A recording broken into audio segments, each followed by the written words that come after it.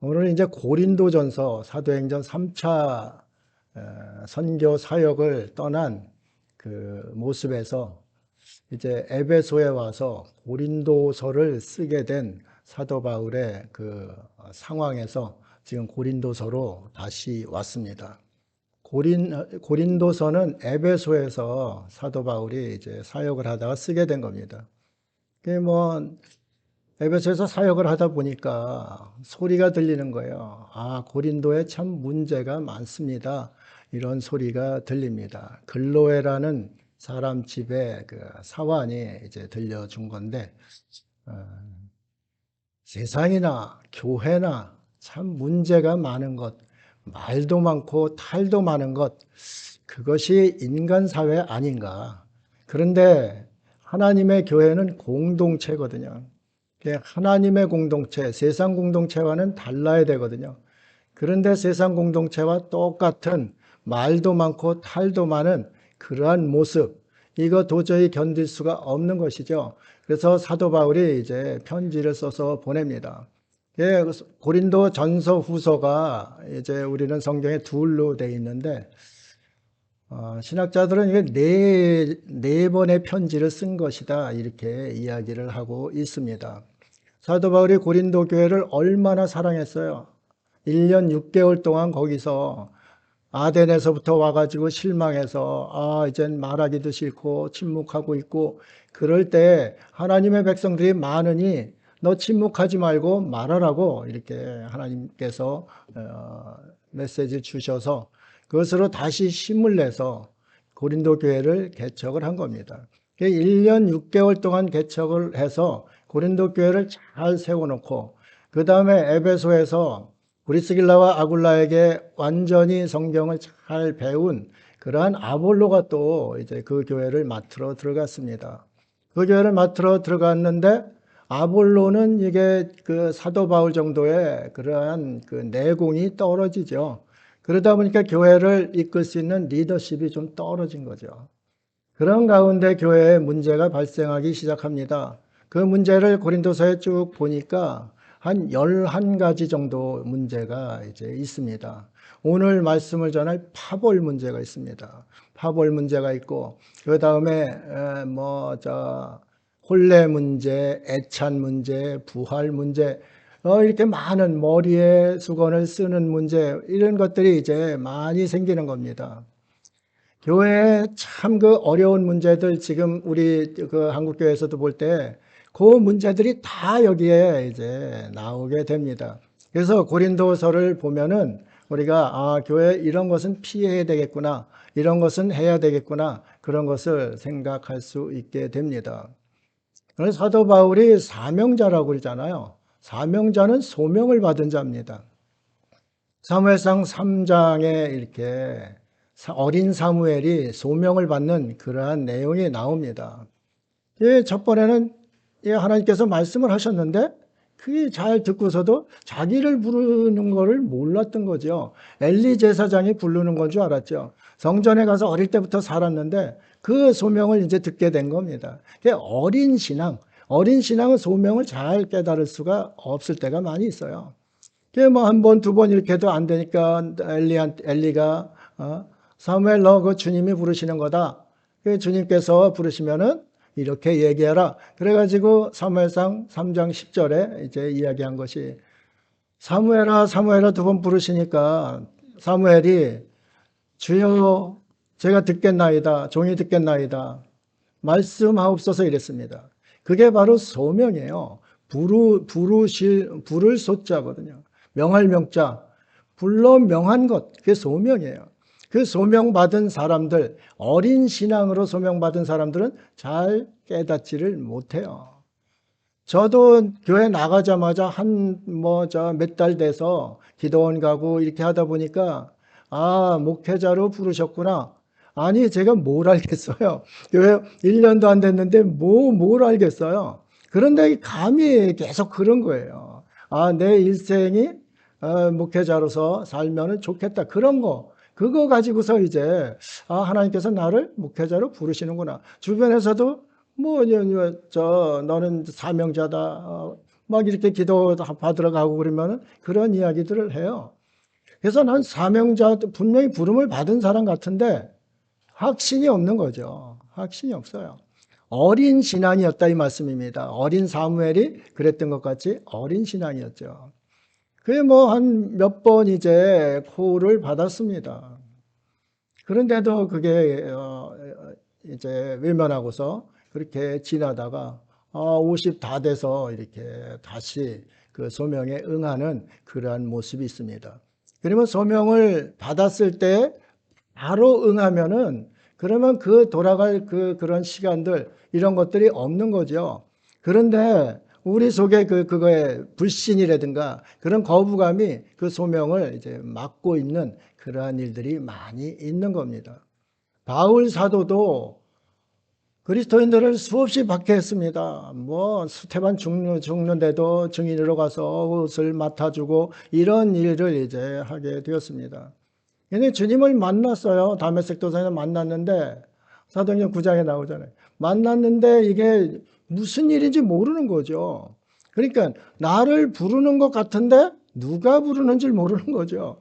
그러니까 주여 니시오니까 묻는 거죠.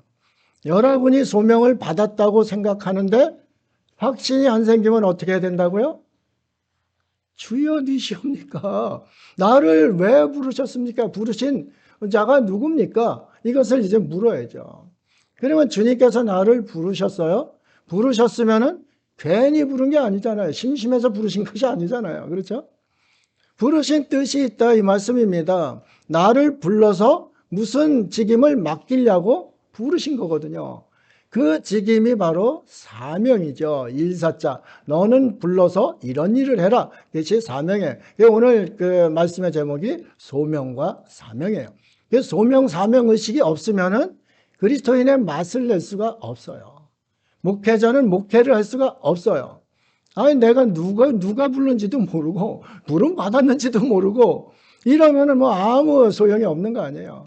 여러분이 직분 받았잖아요. 장로 직분, 권사 직분, 집사 직분 다 받았잖아요. 아, 이건 목사님이 그냥 주셨구나. 그러면 이건 힘 하나도 없어요. 왜 그러냐? 사람이 준 게 되기 때문에. 그런데 하나님께서 목사님을 통해서 나에게 주셨구나.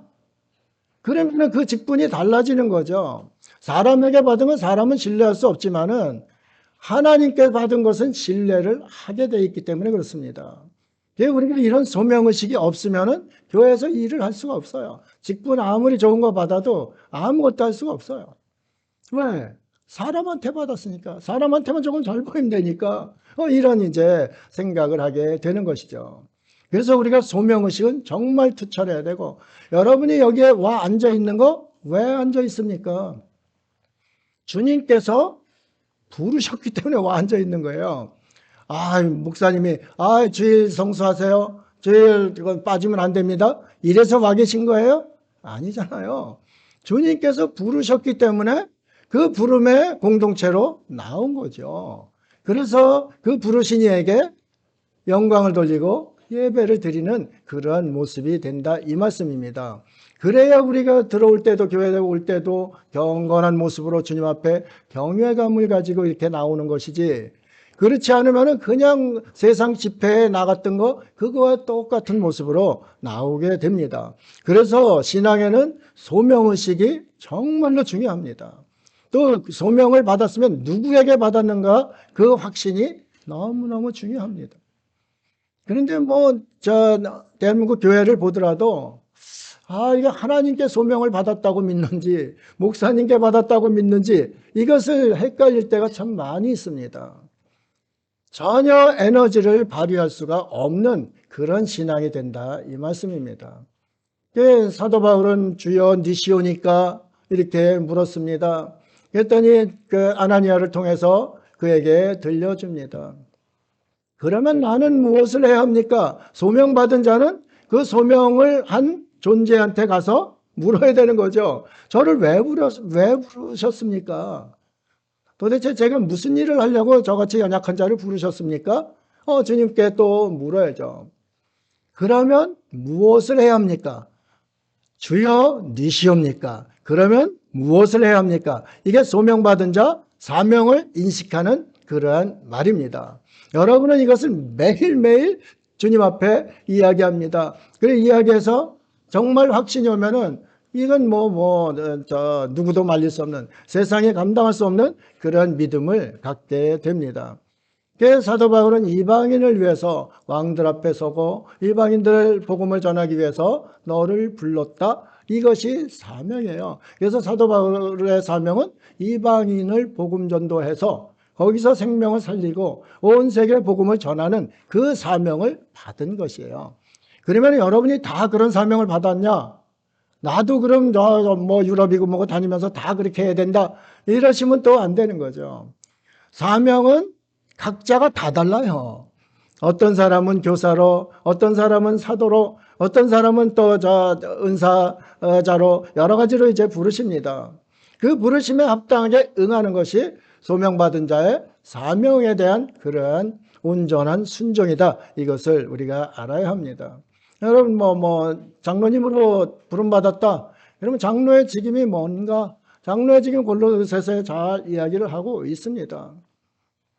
하나님께서 너를 부른 것은 하나님의 말씀을 이루려 함이라고 이렇게 이야기를 합니다. 그냥 장로님이나 집사님이나 다 하나님의 말씀을 이루기 위해서 주님께서 부르신 거예요. 그러면 내게 합당한 것이 무엇인지 그것을 또 자신이 인식을 해야 합니다. 그래야 최고 적절한 그 모습으로 하나님 앞에 쓰임을 받게 됩니다. 저 사람은 아주 고급스러운 일을 받았는데 나도 그렇게 해 주십시오. 아닙니다. 주인의 뜻에 따라서 너는 화장실 청소해라. 화장실 청소하는 겁니다.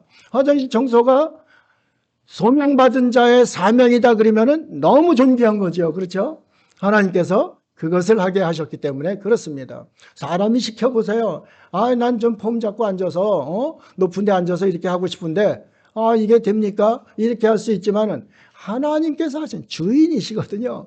주인이 주인 뜻대로 하는 거예요. 그렇기 때문에 주인이 필요한데 적재적소에 일꾼을 쓰시는 거예요. 그래서 교회에 다 일꾼들입니다. 일꾼들을 각 지체마다 찬양대는 찬양되고 또 식단 애찬 준비하는 사람은 애찬 준비하고 이런 것으로 이제 다 부르셨다. 이것을 기억을 해야 합니다. 이런 믿음의 확신을 가지고서 우리는 2025년을 빛이 된 모습으로 출발을 해야 합니다. 오늘 본문에서 제시를 아주 참 너무너무 잘해주고 있습니다. 사도 바울도 사명자네요. 소명자 아니에요. 소명받은 사람이 어떻게 하는가? 우리가 이것을 보고서 우리도 이제 그렇게 해야 되지 않겠나 이런 생각을 합니다. 교회에 분쟁이 많다고 그랬잖아요. 교회의 분쟁도 참 일이 많아요. 세상 법정에 송사하는 문제, 제사 지낸 음식을 먹는 문제, 이 고린도서에 다 나오는 거거든요. 머리에 수건 쓰는 거 가지고 너넨 쓰고 너넨 안 쓰고, 가톨릭은 여인들 머리에다 쓰잖아요. 수건 쓰잖아요. 그럼 우리 안 써요. 그러면 가톨릭에서는 너네 여자들은 왜 예배 드릴 때 머리에 수건 안 쓰냐? 이렇게 이제 얘기를 하는 거고, 우리는 그 왜 쓸데없이 수건을 쓰고 있냐? 머리 길면 됐지. 왜 쓰냐? 또 이렇게 이야기하잖아요. 하나님 앞에서 분쟁거리가 되지 않는데도 분쟁을 하는 그 모습들이 이제 너무 많은 거죠. 사도 바울은 고린도 교회를 너무 사랑한 거죠. 정말 자신이 1차, 2차 선교 사역에서 가장 오랫동안 있었다는 곳이 바로 고린도 교회거든요. 고린도 교회 세울 때 그만큼 신경을 썼고 애정을 가지고 있었죠. 그런데 떠나가서 선교를 돌아다니다 보니까 분쟁이 있고, 교회가 정말 콩가루야. 너무 교회가 이게 문제가 너무 많아. 이런 소리를 들으니까 이게 견딜 수가 없는 거죠. 그래서 직접 갈 상황이 안 되니까 편지를 써서 보내고, 또 편지를 써서도 안 되게 직접 갑니다. 가서도 또 안 되니까 나중에 디도를 보냅니다. 디모데 먼저 보내고 그 다음에 디도까지 보냅니다.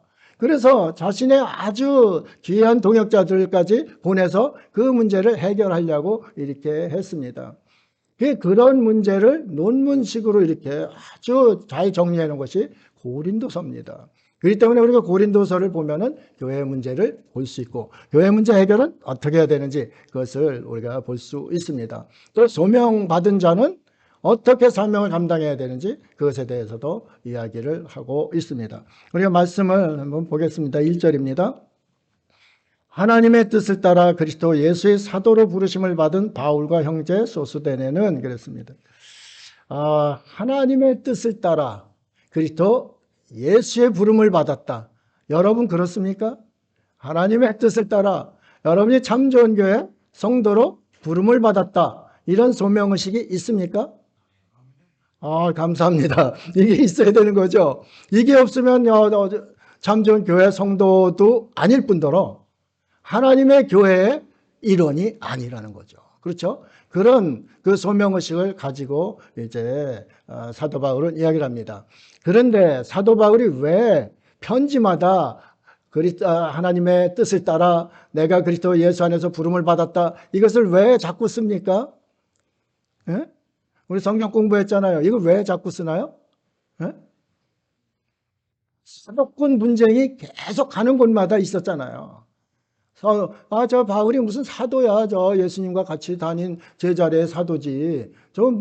그냥 벼랑한 듣도 보도 못한 자가 나와가지고, 사도라고 해? 저 사도 아니야. 이렇게 하잖아요. 그런데 사도 바울의 소명의식은 확실한 거예요.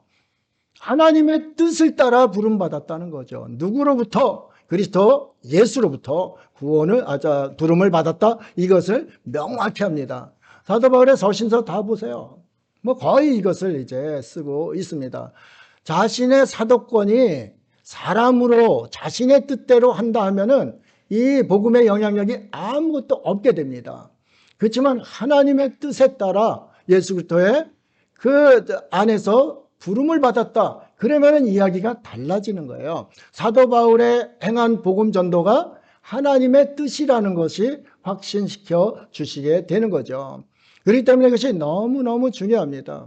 여러분이 소명의식을 가질 때는 이 부분을 항상 가지고 있습니다. 하나님의 뜻을 따라 그리스도 예수 안에서 장로로 부르심을 받은 나, 권사로 부르심을 받은 나, 집사로 부르심을 받은 나, 이런 소명의식이 명확히 이제 있어야 된다. 그것도 보여줍니다.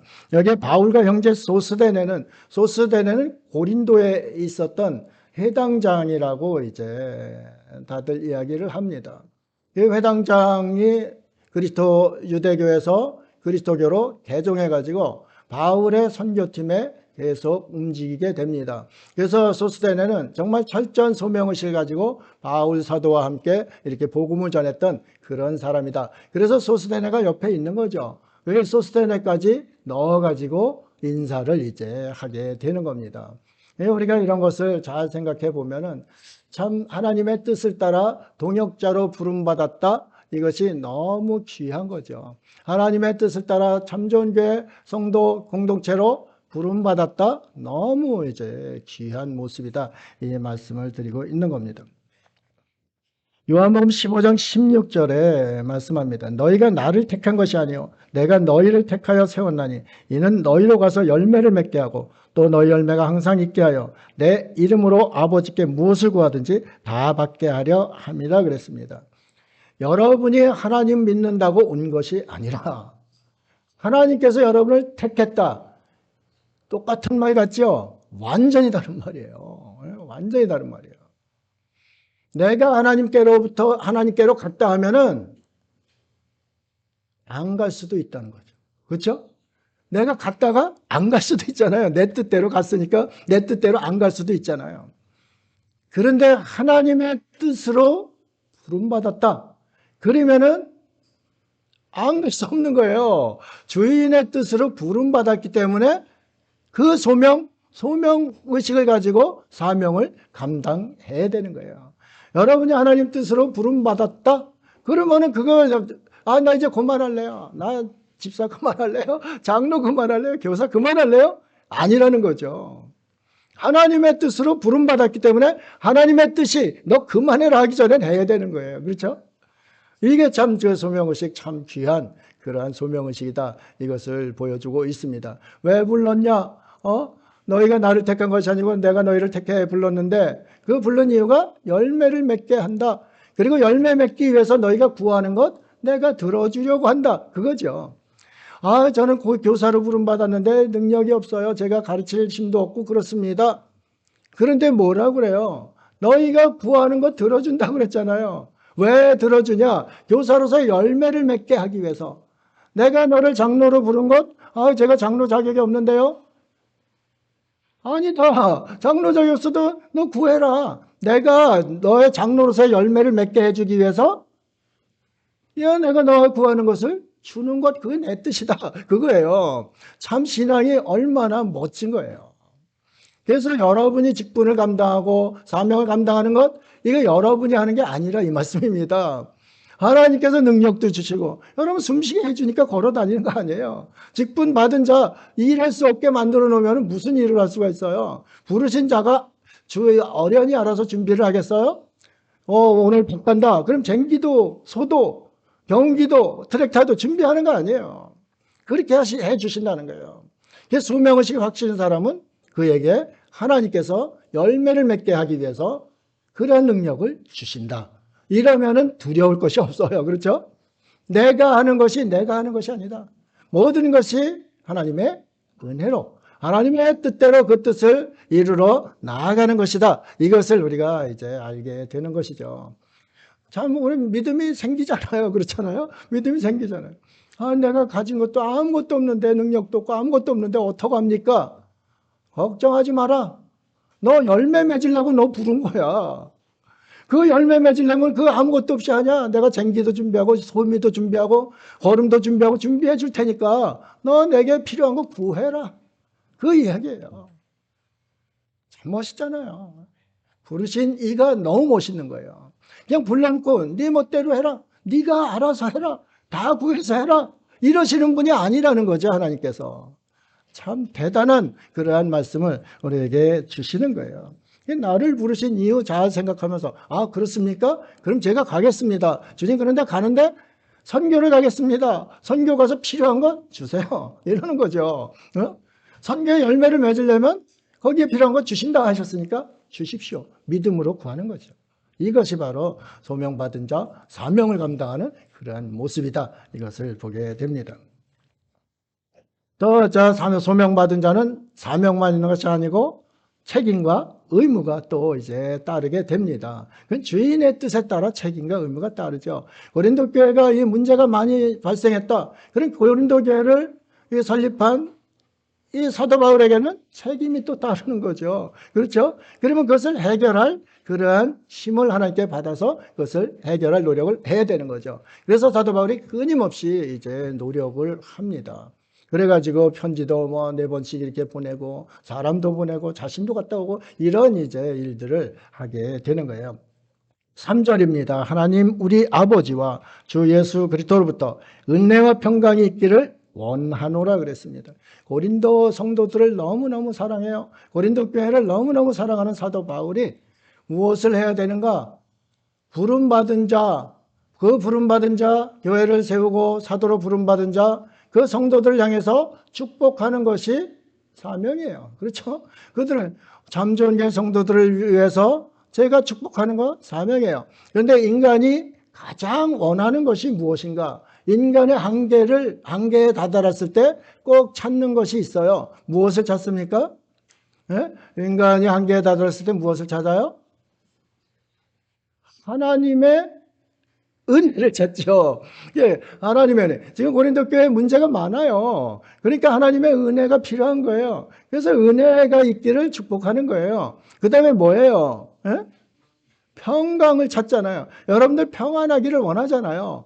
근데 평안은 사람이 구해서 할 수 있는 것이 아니에요. 그래서 평강의 왕 예수 그리스도 하잖아요. 예수님으로부터 평안이 내려와야 되는 거예요. 그러니까 은혜와 평강을 축복하는 것, 고린도 교회를 끊임없이 생각하고 사랑하는 그 마음 속에서 나온 것이다. 이 말씀을 드리는 겁니다. 사도의 직임 중에 하나가 축복하는 거예요. 저도 목회자로서 부름받아서 너무 행복한 것이 여러분에게 또 누구에게나 축복할 수 있다는 거죠. 믿는 자나 믿지 않는 자에게 거의 누구에게나 축복을 합니다. 여러분에게도 은혜와 평강이 가득하기를 주 예수님 이름으로 축복합니다. 얼마나 좋아요. 그렇죠? 이 축복이 너무너무 좋아요. 여러분도 마찬가지입니다. 여러분, 목사만 하는 게 아니고, 여러분도 부름받은 사람이에요. 하나님께로 부름받은 자는 사명자입니다. 그 사명자는 누구에게나 축복할 수 있는 그러한 힘이 있어요. 남을 욕하고 비난하려고만 하지 말고, 그 사람들에게 한번 축복해 보세요. 기분이 달라요. 그렇죠? 내가 좀 미운데 저놈한테 한번 축복해보자. 한번 해보세요. 기분이 아주 넉넉해지는 거예요. 그런데 저런 놈한테 내가 어떻게 축복을 해? 이러면은 자기 기분도 엉망이고, 영적으로도 이게 살찌질 않아요. 영적으로도 너무 메말라지는 거죠. 여러분도 소명받은, 하나님의 뜻을 따라 소명받은 여러분이니까 여러분들도 축복하는 사람이 되기를 원합니다. 얼마나 좋아요. 축복하면. 사도 바울이 그래서 고린도 교회를 향해서 은혜와 평강을 이렇게 축복하는 모습, 참 아름다운 모습이 펼쳐지는 것이죠. 그 다음에 7절, 8절에는 주의 날, 그때 승리하는 것, 그것에 대한 또 복을 이야기합니다.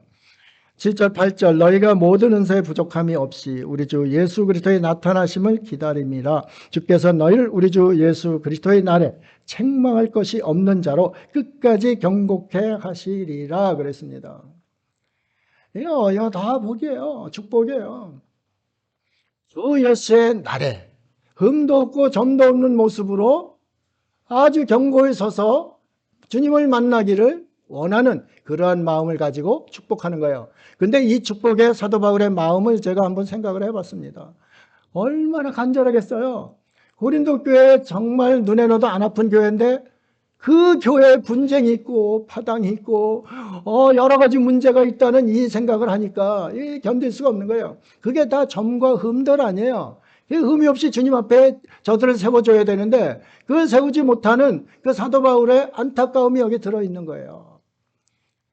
점도 없이 흠도 없이 주님의 날에 너네가 기다리는 것이 무엇인가? 너희들이 기다리는 것이 무엇이야? 주님의 날 기다리지 않니? 주님의 날 기다리는데 그때 점도 없이 흠도 없이 너희 가기를 원한다. 이게 사도의 마음으로 이렇게 전해지는 것입니다. 그래서 성경을 읽으면서 그냥 책 읽듯이 그냥 읽으면은 감동이 없어요.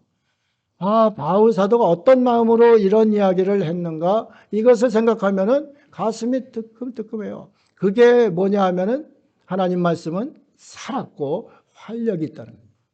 내 속에서 막 움직이는 거예요. 찌르기도 하고 뜨겁게도 하고 시락하게도 하고 여러 가지 하는 것. 그게 하나님 말씀은 그냥 일반 말이 아니라는 거죠. 살아서 막 꿈틀꿈틀 되는 거죠. 우리 속에서. 말씀을 볼 때 말씀 속에서 이거 책이구나 그냥 읽자. 이게 아니에요. 하나님께서 말씀하십니다. 주여 말씀하옵소서. 주의 종이 듣겠나이다. 그리고 듣는 거예요. 성경 그렇게 하는 거예요. 그렇게 하고 들어가 보세요. 소명받은 자는 속에서 이 말씀이 꿈틀꿈틀해요. 살아 역사하게 돼 있다. 이 말씀입니다. 우리가 주님 앞에 지금까지 신앙생활을 어떻게 해왔는가? 주의 말씀은 활력 있고 다 얘기를 하지만 좌외 날성어보다 예리하다고 그냥 말로는 하지만 정말 그럴까? 이건 믿음이 없는 거예요. 정말 그렇습니다. 하나님 말씀 때문에 죽어갔던 사람이 살아난 사람이 얼마나 많아요. 또 시리와 좌절에 빠졌던 사람이 희망과 감격으로 하나님을 찬양하는 일이 얼마나 많아요. 말씀 하나로. 이 말씀이 살아있기 때문에 그 역사를 이제 하는 거예요. 여러분의 삶 가운데에도 정말 하나님의 살아계신 말씀이 필요하다. 그럼 이 말씀 붙들고 그 말씀 살아계신 그 하나님의 말씀을 믿고 그리고 구하고 그 말씀대로 행하고 그러면 그 모든 것들이 해결이 된다. 무엇 때문에? 말씀의 권위 때문에. 말씀의 권위가 무슨 권위예요? 말씀이 육신이 되어 오신 예수 그리스도의 하나님의 권위라 이 말씀입니다. 그렇기 때문에 이 하나님 말씀은 정말 보배로운 것. 이 보배가 여러분 질그릇 같은 여러분 속에 담겨 있는 것이죠. 그래서 여러분이 존귀한 것이 아니라 여러분 질그릇 속에 담겨 있는 그 보배 예수 그리스도로 인하여 여러분이 존귀해지는 거죠.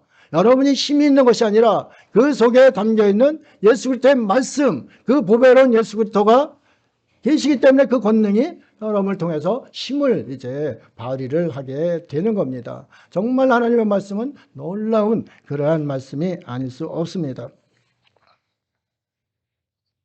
고린도 교회의 문제점을 이제 해결하는 그 이야기를 사도 바울이 하나하나 하기 시작합니다. 너희가 이런 소리를 하는데 이거 정말 아니다. 너네가 이 교회에서 해결하려면은 이렇게 해야 된다. 이것을 이제 이야기하고 있습니다. 10절, 11절입니다. 형제들아, 내가 우리 주 예수 그리스도의 이름으로 너희를 권하노니 모두가 같은 말을 하고 너희 가운데 분쟁이 없이 같은 마음과 같은 뜻으로 온전히 합하라.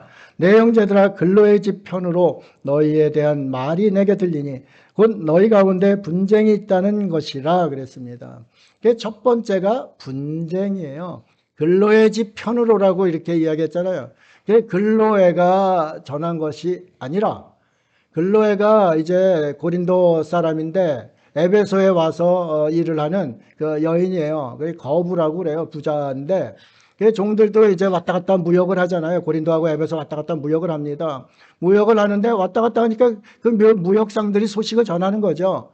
그 소식을 근로의 집 사람 편으로 들으니까 고린도에 너네 분쟁 싸운다 하는데 그게 무슨 얘기냐? 왜 너희가 싸우고 있느냐? 교회가 어떻게 나누어질 수가 있느냐? 이 분쟁이란 말이 해체한다는 뜻이에요. 해체된다는 뜻이에요. 싸움은 해체될 수밖에 없어요. 나라가 망하는 것이 왜 망하는가? 외부의 침략보다 자중질환, 내란 때문에 망하는 거예요. 내부 서로 싸우기 때문에 망하는 거예요. 우리나라가 그래서 위태로운 거예요. 이 분쟁이 있는 것, 이거 보고서 해외 동포들 마음이 어떻겠어요? 그 마음으로 우리나라에 편지를 쓴다고 생각을 해보세요. 사도 바울도 그 고린도 교회를 사랑하는 그 마음으로 너네 분쟁이 있다는데 이게 무슨 말이냐? 내 근로의 편으로 들었다. 이거 사실이냐? 이렇게 이제 물어보고 있는 거예요. 여기 같은 말을 하고 같은 마음, 같은 뜻 이렇게 이야기하잖아요. 그러면은 고린도 교회가 어떻다는 거예요? 같은 말이 아니라는 거 아니에요. 서로 다른 말을 하는 거예요. 권사님은 다른 말, 집사님은 다른 말, 장로님 다른 말. 말이 공동체에 다른 것이 나오면은 그 공동체가 힘을 잃게 됩니다. 그래서 분쟁이라는 말이 뭐라고요? 해체된다는 말이에요. 공동체가 이제 해체가 될 수밖에 없는 것이죠. 사도 바울이 생명을 걸고 세웠던 그 교회가 하나님의 뜻으로 소명을 가지고 가서 그 사명을 이루었던 그 교회가 해체된다면 어떻겠어요? 그러니까 견딜 수가 없는 거죠. 같은 마음을 품으라. 같은 마음을 안 품고 있다는 거죠. 서로 다른 마음, 동상이몽, 서로 다른 마음을 가지고 있다는 거죠. 우리 참정교회도 서로 다른 마음을 갖고 있다고 생각해 보세요. 그게 공동체입니까? 아니잖아요. 그리스도 안에서 그리스도의 부름받은 자들은 한 마음 한 뜻으로 합하라. 그것을 이야기하고 있는 겁니다. 공동체가 합하지 않으면 분쟁, 해체된다. 이렇게 이야기를 하고 있는 거예요. 이것은 하나님께서 원하는 것이 아니다. 이것을 또 명확히 이야기를 하고 있습니다. 에베소서 4장 31절 32절입니다. 너희는 모든 악독과 노함과 분냄과 떠드는 것과 비방하는 것을 악의와 함께 버리고 서로 친절하게 하며 불쌍히 여기며 서로 용서하기를 하나님이 그리스도 안에서 너희를 용서하심과 같이 하라. 이것은 교회도 그렇지만은 우리 대한민국을 보면 너무 이 말이 이제 와 닿는 거예요. 여기 보세요. 너희는 모든 악독이 판을 치고 있잖아요. 노함, 분노하는 거예요. 서로를 향해서 분노하고 있어요. 이게 참 대한민국이 해체되지 않는 게 참 하나님의 은혜 아닙니까? 이거 너무 힘든 이런 이제 상황을 겪고 있는 거예요. 분냄과 떠드는 것과 비방하는 것. 사방에서 떠들고 비방하고 수없이 많이 하잖아요. 이런 일들이 이제 있게 되는 거죠. 서로 불쌍히 여기면 이게 다 해결된다는 거죠. 넌 하나나 별 볼 일 없는 불쌍한 자들이야. 그러면 불쌍한 자들이면 불쌍함, 긍휼함에서 무엇이 난다고 그랬어요? 긍휼함에서는 사랑이 솟는 거죠.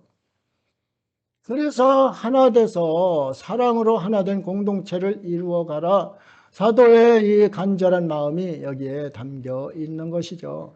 고린도서는 고린도전서 15장이 부활장이라고 그러잖아요. 부활만 있는 것이 아닙니다. 우리 신앙생활에 아주 철저히 지켜야 될 그러한 일들이 이 고린도서에 나와 있는 거예요.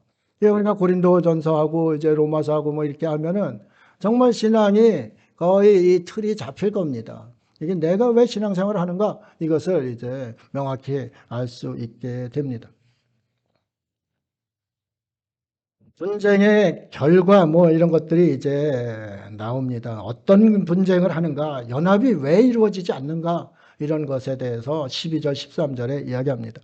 내가 이것을 말하거니와 너희가 각각 이르되 나는 바울에게, 나는 아볼로에게, 나는 게바에게, 나는 그리스도에게 속한 자라 한다는 것이니 그리스도께서 어찌 나뉘었느냐? 바울이 너희를 위하여 십자가에 못 박혔으며 바울의 이름으로 너희가 세례를 받았느냐?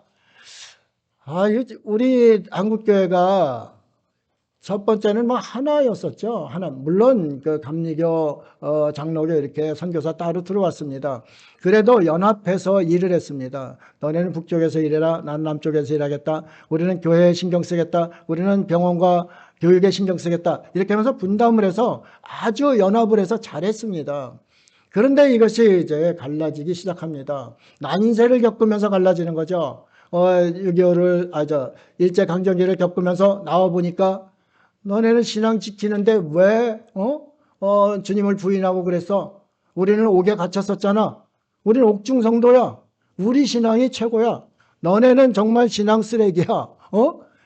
이렇게 하는데 이게 분쟁이 안 돼요? 분쟁이 됩니다. 옥중성도라면은, 그래, 인간의 연약함이 있기 때문에 그 살벌한 일제 탄압, 강점 속에서 그럴 수밖에 없는 일이 있었구나. 그래, 잘 우리가 품어줄 테니까 이전에 있던 거 주님 앞에 회개하고 그래, 우리 같이 잘 해보자. 이렇게 했으면 갈라지지 않았어요. 고려 신학하고 장로교 정신 이거하고 이제 또 갈라지기 시작한 거죠. 그래서 이제 서로 옥중성도냐, 너네는 뭐 신사참배 했냐, 뭐 옥중성도냐 이러면서 이제 갈라진 것이죠. 또 6.25를 겪고 나니까 신앙 외국에서 공부한 분들도 있고 그러니까 좀 다른 생각이 다른 그 복음을 전하는 것이죠. 그러다 보니까 또 너네는 왜 이 진보적인 것 자유주의를 전하느냐, 너희는 왜 또 보수로서 이렇게 마음이 열리지 않았느냐, 그러면서 또 갈라진 거예요. 그러다 보니까 지금 뭐 장로교는 100여 개 이상의 이제 파가 갈라져 있는 상태고요. 뭐 감리교, 침례교 이런 데도 다 예수교, 감리교, 기독교, 감리교, 예수교하고 기독교가 뭐예요? 똑같은 거 아니에요? 예수라는 것을 한자로 하면 기독이에요. 그리고 똑같은 예수교인데 너는 한자로 하고 너는 그냥 우리 말로 한다. 이런 얘기 아니에요. 아무 이게 의미가 없는 건데 이것 때문에 교회 안에서 파당이 이제 벌어지는 것이죠. 지금 시국을 놓고도 서로 파당 가운데 다른 생각, 다른 말 이런 것을 하잖아요. 교회 안에서 같은 말이 나와야 되는데 왜 다른 말이 나오냐 이 말씀입니다. 이건 진리 안에 한 부분은 섰고 한 부분은 안 섰다는 얘기죠. 그리고 그것을 포용도 못하는 그러한 것 때문에 서로 이렇게 갈라진 모습이 된다. 이것을 우리가 말씀 속에서 보는 거죠.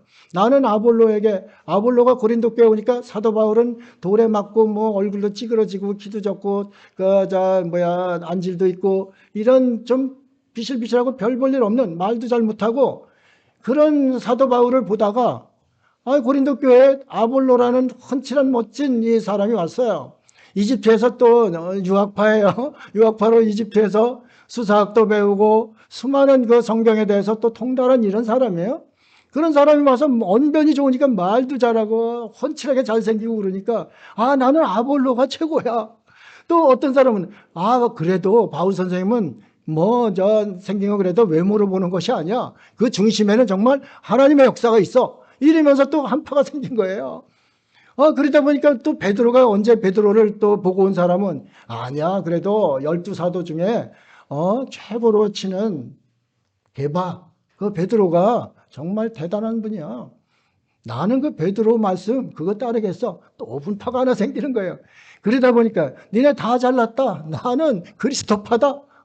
그러면서 이제 그리스도파 이 이야기를 하는 거예요. 한 교회 안에 막 그냥 갈라지는 거죠. 콩가루가 돼버리는 거죠. 콩가루 집안이 뭐 무슨 힘을 쓸 수가 있어요? 아무 힘을 못 쓰는 거죠. 그거 아니다. 그거 아니다. 내가 세례 준 사람도 얼마 되지 않고 그러는데 내 이름으로 준 거 아니다. 이건 세례는 그리스도 안에서 그리스도로부터 내려오는 그 세례다. 그 한 세례 받은 너희가 이제 그런 분쟁을 일으킬 수 있냐? 세례 문제 때문에 그러는 거예요. 나는 사도 바울한테 세례를 받았어. 나는 뭐 대학교 총장한테 받았어. 나는 총회장한테 받았어. 뭐 이런 얘기하는 거 아니에요. 나는 아볼로한테 세례 받았으니까 나는 아볼로파야. 나는 뭐 게바한테 받았으니까 게바파야. 이러는 거죠. 교회는 이것을 잘 감지를 해야 합니다. 하나님께서는 절대 하나님의 뜻으로 부름받은 그 교회 공동체가 분쟁으로 해체되는 일을 원치 않는다. 이러한 대전제하에 우리가 신앙생활을 해야 합니다. 그러지 않으면 이게 상당히 교회에 말도 많고 탈도 많다고 그러잖아요. 네? 교회에 뭐 얼마나 성경도 많이 보고 철야 기도도 하고 새벽 기도도 하고 기도하면서 힘내서 서로 분쟁하고 싸우고 이러니까 이게 대단한 그 악영향을 미치는 거 아니에요? 그러니까 우리가 이런 것을 하면은 안 된다. 사도 바울이 고린도 교회에 아주 일침을 가하는 모습입니다. 에베소 4장 3절 4절입니다. 평안에 매는 줄로 성령이 하나 되게 하신 것을 힘써 지키라. 몸이 하나요 성령도 한 분이시니 이와 같이 너희가 부르심의 한 소망 안에서 부르심을 받았느니라. 부르심의 한 소망, 하나님 나라 확장하는 거예요. 하나님 사랑 이 땅에 전하는 거예요. 복음을 전해서 그 한 뜻으로 모여서 평안에 매는 줄로 묶어서 하나 되게 하시는 것, 그것이 하나님의 뜻이라는 거예요. 근데 너희는 왜 분쟁을 하느냐? 이런 이제 말이 되는 것이죠. 교회가 분쟁이 있으면 정말 힘들고 세상 사람들에게도 손가락질 받고 욕을 먹게 되어 있습니다. 참 다들 잘하려고 정말 하나님의 사람들로서 하려고 하다가도 다른 데서 그렇게 놔가지고 완전히 이미지를 버릴 때가 많이 있잖아요. 방송에 한번 틀면은, 교회가 그래? 교회는 맨날 쌈박질만 하는데요? 이렇게 하면은 이게 큰 문제가 되는 거죠. 하나님께서 그것을 원하시겠나요? 안 원하시는 거죠. 하나 되게 하고, 세례라는 것이 뭐예요? 주님하고 연합하는 거예요.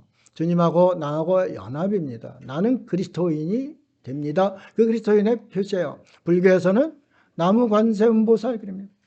관세음보살에게 저는 하나가 됩니다. 그 이야기예요.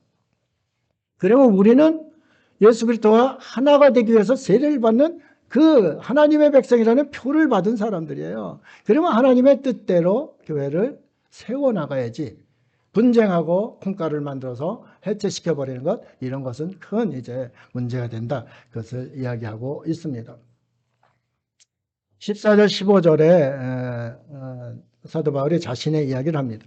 나는 그리스도와 가이오 외에는 너희 중 아무에게도 내가 세례를 베푸지 아니한 것을 감사하노니 이는 아무도 나의 이름으로 세례를 받았다 말하지 못하게 하려 함이라. 내가 세례 베푼 사람은 몇 안 된다. 뭐 여기 나오는 거 그리스도와 가이오. 그리스도도 회당장이었었고 가이오라는 사람은 로마서에 보면 16장에 보면은 가이오는 식주인이라고 나와 있어요. 사도 바울과 교회 식주인이라고 나왔어요. 모든 것을 이제 교회 모든 것을 도맡아 하는 뭐 장로님 정도로 이제 생각을 하면 됩니다.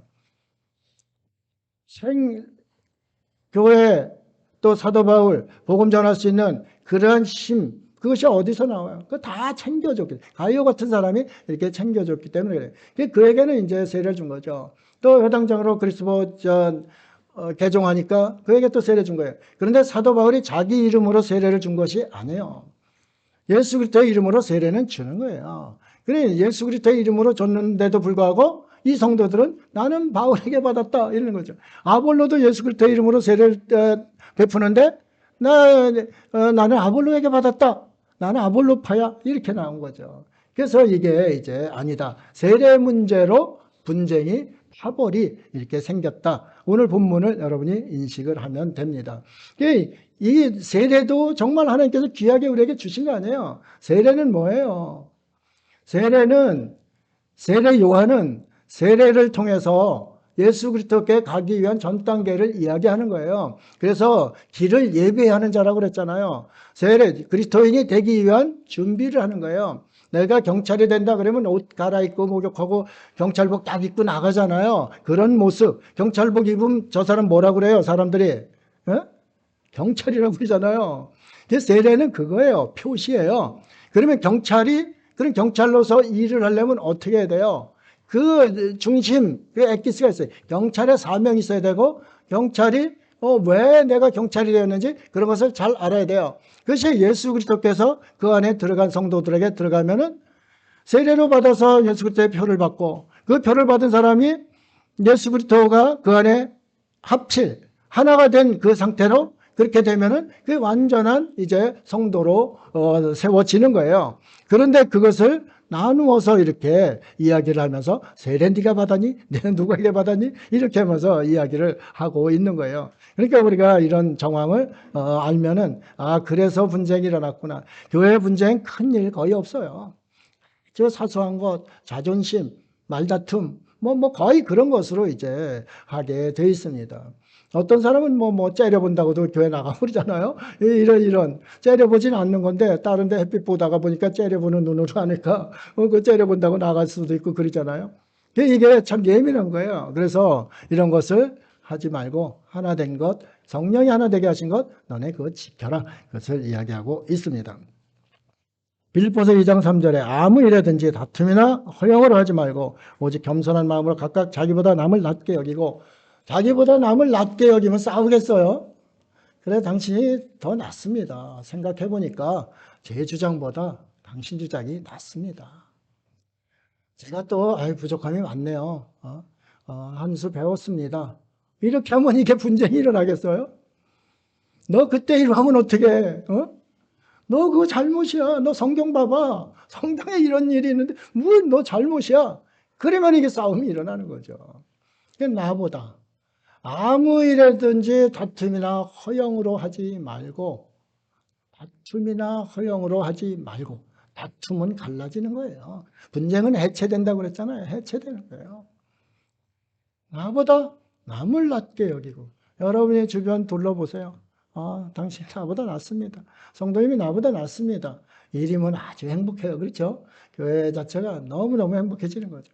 그런데 내가 신앙생활 얼마나 오래 했는데 내가 산전수전 신앙의 산전수전 다 겪었는데 너 같은 애송이가 무슨 신앙을 나한테 얘기를 해? 이러면 끝나는 거죠. 그에게도 배울 점이 있어요. 아이에게도 배울 점이 다 있어요.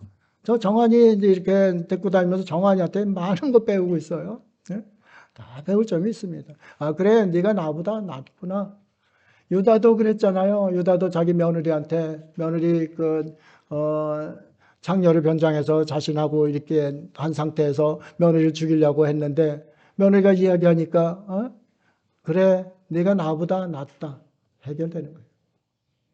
죽일 상황인데도 해결되는 거예요. 내가 나보다 낫다. 이것이 이제 교회에서 상당히 필요하다. 이것을 이야기하고 있는 겁니다. 17절 그리스도께서 나를 보내심은 이게 사명이에요. 그리스도께서 여러분을 보내심은 그거 얘기죠.